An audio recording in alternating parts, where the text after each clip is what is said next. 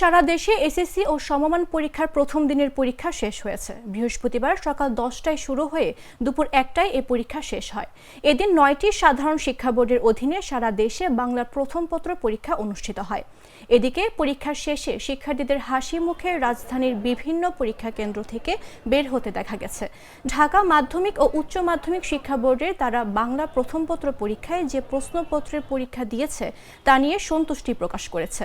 টাঙ্গাইলে এবার 2025 সালে এসএসসি ও সমমান পরীক্ষার মোট পরীক্ষার্থী 48,233 জন।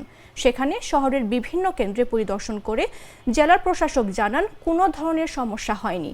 এদিকে ঝিনাইদহে এসএসসি পরীক্ষার্থীদের সাহায্যের জন্য হেল্প ডেস্কের ব্যবস্থা করে শিবির।